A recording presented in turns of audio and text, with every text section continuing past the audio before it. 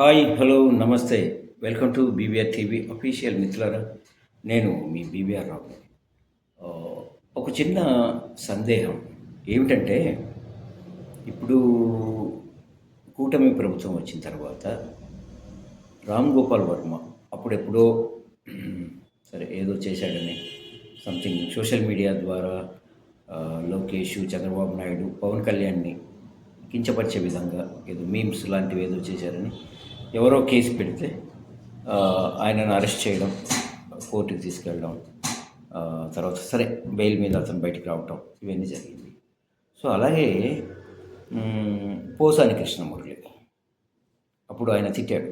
అవును, ఎస్, ఒప్పుకుంటాం, తిట్టాడని చెప్పి ఎవరో కూటమి ప్రభుత్వానికి సంబంధించిన లేదా జనసేన పార్టీకి సంబంధించిన ఒక వ్యక్తి కోడూరు, రాజంపేట ఏరియాలో కేసు పెడితే అతను తీసుకెళ్ళటం, రిమాండ్లో ఉండటం, తర్వాత బెయిల్ పిటిషన్ రేపు సోమవారానికి వాయిదా పడటం ఇవన్నీ మనం చూసాం.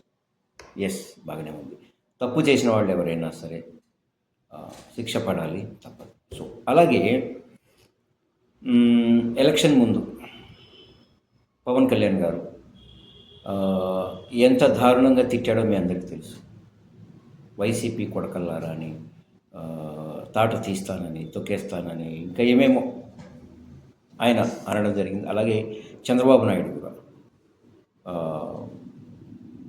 దాన్ని బట్టలు తీసి తరిమి తరిమి కొడతాం, మీరెవరు, నీ అమ్మమ్మ కూడా, ఎన్నో రకరకాలుగా ఆయన అన్నారు. అలాగే లోకేష్ కూడా కడ్రాయర్ మీద నిలబెడతాను, అది ఇది ఎన్నో అన్నాడు. జగన్ భార్య, జగన్ కూతుర్లా అని వాళ్ళ ఫ్యామిలీ గురించి కూడా అనడం జరిగింది. సో ఓకే, రాజకీయాల్లో ఇవన్నీ సాధారణం అనుకుందాం.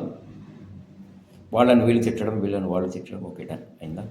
సరే, ఇప్పుడు విషయం ఏంటంటే, వీళ్ళు ముగ్గురు ఎవరైతే ఉన్నారో పవన్ కళ్యాణ్ కానీ, చంద్రబాబు నాయుడు కానీ, నారా లోకేష్ కానీ, వీళ్ళు తిట్టినట్టుగా ఎవరైనా వైసీపీ కార్యకర్తలు, వైసీపీ నాయకులు కేసు పెడితే వాళ్ళ మీద కేసు తీసుకుంటారా?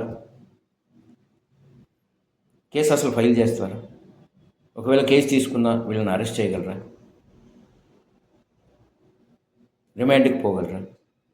కోర్టుకు వెళ్తుందా ఈ కేసు? సరే, తర్వాత బెయిల్ వస్తుందా రాదా అవన్నీ పక్కన పెడతాం. జరుగుతాయా? ఇవన్నీ జరిగే అవకాశం ఉందా? ఉండదు.